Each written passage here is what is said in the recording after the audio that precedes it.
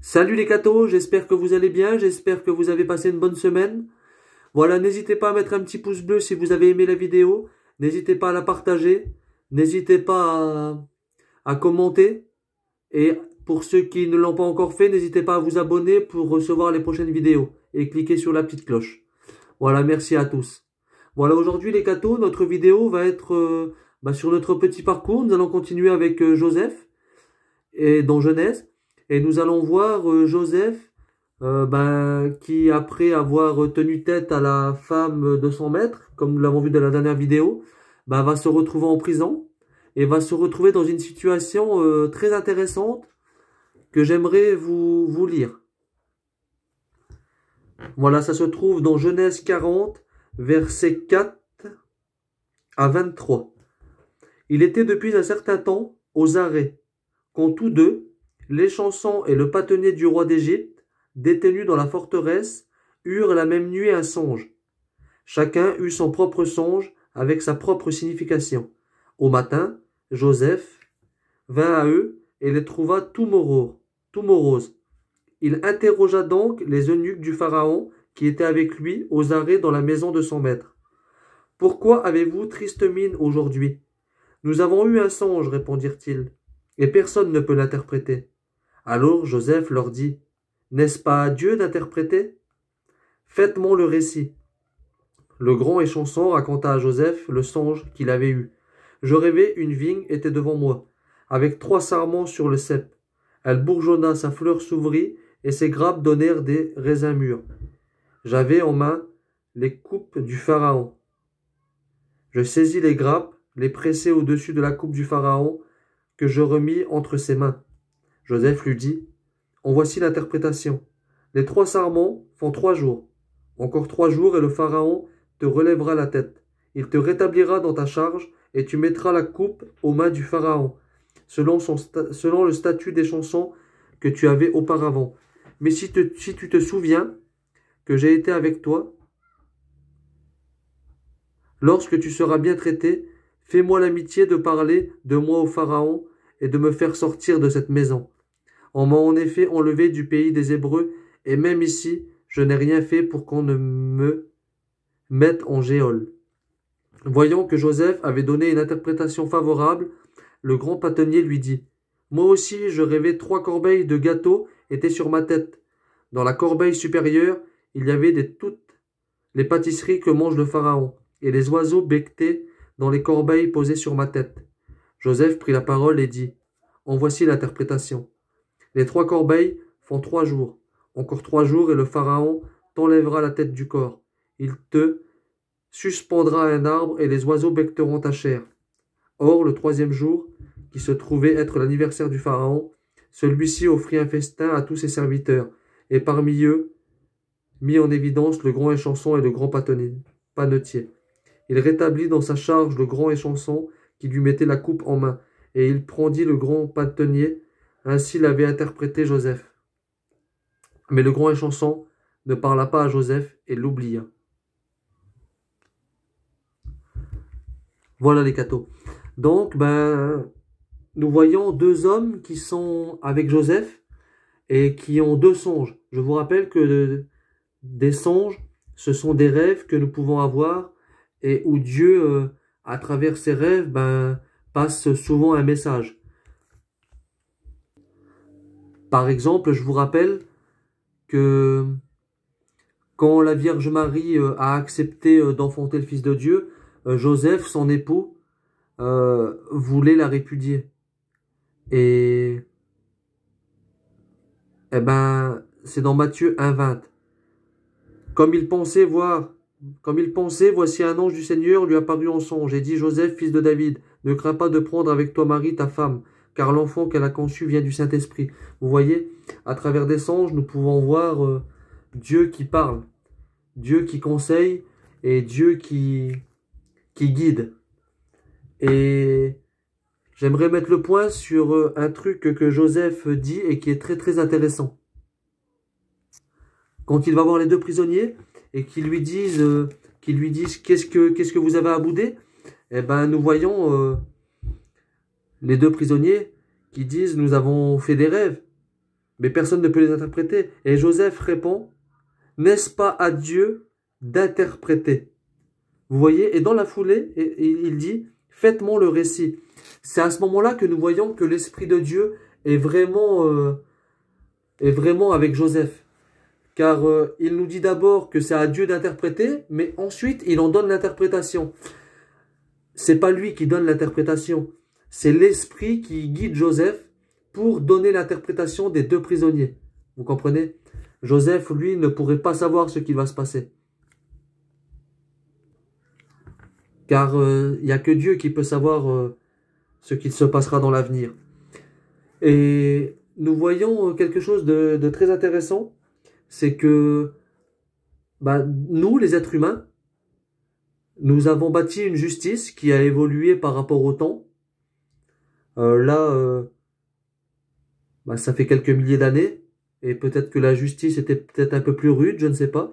Nous ne savons pas trop ce qu'ont fait ces deux prisonniers qui sont avec Joseph, mais l'un d'eux va être condamné à mort. Vous voyez? Et c'est toute la différence entre Dieu et les hommes. À travers le jugement des hommes, nous n'avons pas trop le droit à l'erreur. Alors quand je dis nous n'avons pas le droit à l'erreur, c'est surtout sur les grosses erreurs, vous voyez. À cette époque, par exemple, une femme qui aurait trompé son mari pouvait être lapidée et mise à mort. Dans certains pays, les voleurs, on leur coupe la main, voire la tête. Vous comprenez? Donc, voilà, il fallait être droit jusqu'au bout et ne pas commettre de grosses erreurs, sinon le jugement était terrible. Avec Dieu, c'est complètement différent. Je vous ai mis cette petite photo de Jésus avec les deux larrons pour justement vous ouvrir l'esprit à travers ce passage de Joseph. Car les deux larrons qui sont auprès de Joseph, nous voyons que il y en a un qui insulte et l'autre qui lui répond n'as-tu donc pas la crainte de Dieu? Pour nous, ce qui nous arrive, c'est juste, nous le méritons. Donc nous pouvons penser que même à cette époque encore de Jésus, quand on faisait des fautes graves, on était condamné à mort. Voilà, mais face au Christ, il se répond. Il se repent. Il dit, mais pour lui, donc en parlant du Christ, ce n'est pas juste, il n'a rien fait de mal. Donc on peut quand même laisser sous-entendre qu'il a entendu parler du Christ et qu'il a entendu surtout ses œuvres. Parce que comment il pourrait savoir que pour lui c'est pas normal qu'il est sur la croix, vous comprenez? Et que répondra le Christ? Le Christ le regardera et lui dira, Amen, je te le dis. Aujourd'hui avec moi, tu seras dans le paradis. Suite justement à la question du bon larron qui lui disait, Jésus, quand tu reviendras dans ton règne, inaugurer ton règne, souviens-toi de moi. Et imaginez-vous, le Christ lui dit, ce soir avec moi tu seras dans le paradis. Là, c'est là qu'on voit la limite du jugement des hommes et du jugement de Dieu. La miséricorde des hommes et la miséricorde de Dieu. Nous, les hommes, voilà, nous ne savons pas trop ce qu'a fait ce bon larron et ce mauvais larron, mais à la fin, qu'est-ce qui se passe? On les met sur une croix, on les met à mort. Et pour Jésus, qu'est-ce qui se passe? Il voit un homme qui est en train de mourir et qui se repent, qui a l'air sincère, car je vous rappelle que seul Dieu sonde les cœurs. Et le Christ lui dit, ce soir avec moi tu seras dans le paradis. La miséricorde de Dieu et la miséricorde de l'homme, à travers ce passage de Joseph, nous voyons qu'elle est extrême. Elle est extrême. Le pharaon condamne un des deux prisonniers. On peut en juger que un des deux prisonniers a sûrement fait quelque chose de plus grave pour être pendu. Et même avec le repentir, même si on regretterait ce qu'on a fait, c'est trop tard. La décision est prise. Avec Dieu, la repentance est toujours valable. Nous en avons la preuve avec le bon larron qui se repent, peu importe ce qu'il a fait. À travers son cœur, le Christ est capable de savoir s'il est sincère et le Christ pardonne. Et à travers ça, je voulais déjà vous parler de ça. Voilà, j'aimerais vous lire un passage dans Jean 12, verset 47. Si quelqu'un entend mes paroles et n'y reste pas fidèle, moi je ne jugerai pas, car je ne suis pas venu juger le monde, mais le sauver, mais le sauver. Celui qui me rejette et n'accueille pas mes paroles aura un juge pour le condamner. La parole que j'ai prononcée, elle le condamnera au dernier jour. Vous voyez, le Christ, et nous le voyons avec le bon larron, n'est pas venu juger les hommes. Il est venu les sauver. Mais dans la foulée, il rajoute quelque chose de très intéressant, car il nous fait comprendre aussi que ce jugement, nous le faisons nous-mêmes, par nos actes, par notre comportement, par le bon larron qui ne se repent pas à la croix et qui préfère insulter, puis peut-être même cracher sur Jésus. On ne sait pas à quel niveau de méchanceté il pouvait atteindre. Et le Christ, sur la croix, regardera le bon larron à droite ou à gauche, je ne sais pas, je ne peux pas confirmer, mais il lui dira qu'il sera sauvé et sera dans le paradis. Mais à l'autre, il ne lui dira rien, car il s'est jugé tout seul. Il s'est jugé tout seul en refusant. Le Christ est venu sauver le monde, pas le juger. Et voici la différence entre le Pharaon, qui pend des gens, et le Christ qui est venu sauver. Vous voyez, et dans les songes de Joseph, qu'il interprète, nous voyons que dans les deux cas, il se passe 3 jours. Vous voyez? Il dira à l'un, les 3 sermons font 3 jours. Encore 3 jours et le Pharaon te relèvera la tête. Et à l'autre, il lui dira complètement le contraire. Il dira à l'autre, encore 3 jours et le Pharaon t'enlèvera la tête du corps, il te suspendra à un arbre. Vous voyez? Et ces 2 passages sont très intéressants. Parce que il nous montre, en fait, ces 3 jours, retentissent comme les 3 jours que le Christ, justement, est descendu aux enfers, vous voyez. Là, ces 3 jours-là, que les prisonniers vont attendre, vont être comme une descente aux enfers pour eux. Pourquoi? Parce que ils se demandent si Joseph a dit vrai. Surtout pour celui qui devait se faire couper la tête. Et Joseph ne se trompe pas. Pourquoi? Parce qu'il est animé de l'Esprit de Dieu. Donc, un sera sauvé et l'autre pas. Et à travers ces 3 jours des 2 songes, on retrouve le Christ, donc, qui lui aussi meurt sur la croix et part pour 3 jours. Donc, il meurt le vendredi, ressuscite le dimanche, et à travers ça, il est descendu aux enfers. Et pourquoi il est descendu aux enfers? Toujours pareil. Non pas pour juger, mais pour sauver les hommes qui veulent se repentir. Pour sauver les hommes qui veulent accepter, qui veulent venir avec lui. Dieu ne peut pas les arracher à leur propre sort.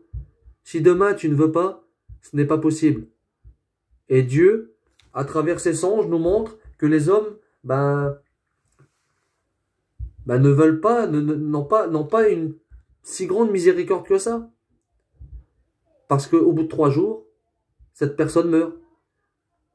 Mais Dieu, dans son immense miséricorde, qu'est-ce qu'il fera? Jésus, 3 jours après, il ressuscitera. Et à travers Jésus qui ressuscite, on peut croire ce que Jésus nous dit. Le bon larron, ce soir-là, ce jour même, il sera au paradis avec Jésus. Et oui, il sera au paradis avec Jésus. Voilà, et le jugement que le Christ réserve, on le trouve dans Jean 3, 19.